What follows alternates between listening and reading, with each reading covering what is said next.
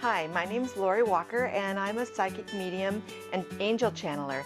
For over a decade now, I've been able to connect families with spirits who've passed on. For the last 30-something years, I've been a nurse midwife, delivering babies and bringing spirit into the physical in a whole nother way. It's amazing, and I hope to get to share this with you. Hi, it's Lori Walker, Orange County's psychic medium here. And once people find out that I'm a psychic or medium, I get a lot of questions about it all. And so today, I'm going to answer some questions for you.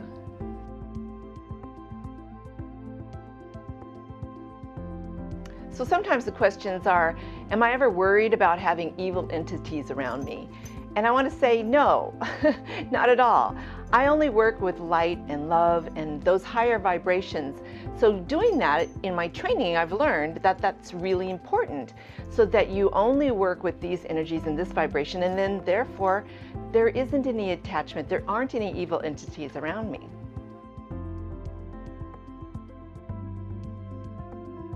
One of the reasons that I think training is really important is knowing how to work in the right vibration. That is the vibration of love and light. And therefore, if you're keeping your vibration very high, you don't have to worry about protecting yourself against evil or negativity and that kind of thing, because you're only working with that vibration.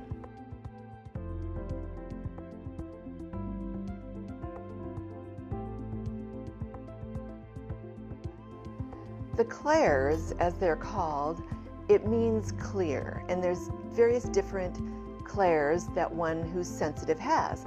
For example, there's clairsentience, which is one of my primary clairs, and that is a feeling of the emotions, and most of the information that I get comes through a feeling. Like I might feel like someone was a teacher or a wife or a woman, or that she was very pragmatic or inquisitive. So I might get those feelings, but not really necessarily words or something.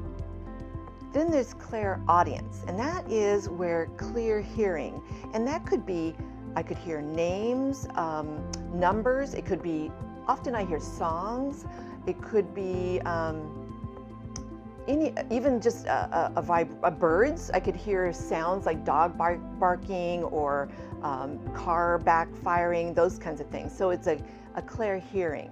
Then there's claircognizance. Claircognizance is clear knowing, and that means I don't know how I know it, I just know something. I just know for sure that your father was a butcher, for example. I just know that you're going to get this job. I just know that you're going to get married and you'll have 3 children.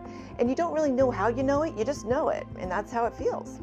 Clairgustance is another interesting one. That's where you actually smell or taste something. So, for example, I've had things where, oh my God, I can smell this horse, or I can smell smoke, like someone's smoking, or a taste, like, wow, I'm getting this, they really liked spaghetti or something like that, or pizza. This person used to, for example, drink bourbon, or it's like you can taste it or smell it. It's just interesting. Clairvoyance is clear sight. Now, I used to think I wasn't a psychic unless I saw something. I thought, okay, I guess I'm not a psychic because I don't always see things. Sometimes I know things, I hear things, etc. But it means clear seeing. So it might mean a memory that I might be given from a loved one. For example, I'm getting a memory of being by the water, and there was a carousel, and I feel as though there was music from the carousel, and now I feel as though I'm standing on the carousel and I'm holding you and you're on the horse. So I might get the feeling along with the picture. And really what happens is, after you do a lot of training, all of the clairs kind of merge. So as I was saying, I might know that I'm on a carousel, I might see it, I might hear the music of it, I might feel my body holding onto the rail and holding onto you.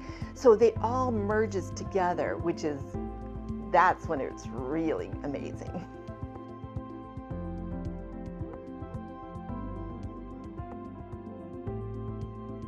Another thing is having ethics and compassion for the sitter is really important. Also, when I say ethics, I want to say also not reading people without their consent.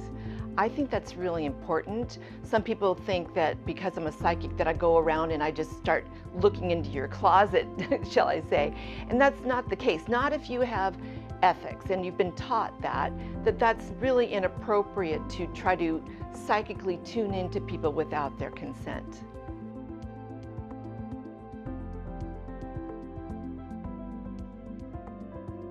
I always tell my clients that they have freedom of choice. So what I tell them about anything that's going to be in the future is really what I see today. And that means based on today's situation with this sitter, this is what I see if they make this certain choice going forward. And they, of course, can make a different choice. Their circumstances can change.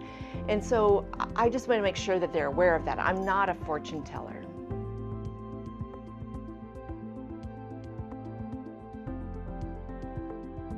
I've been asked, is it draining to do this work? It seems like you get so involved, so emotionally involved whenever you're doing a reading.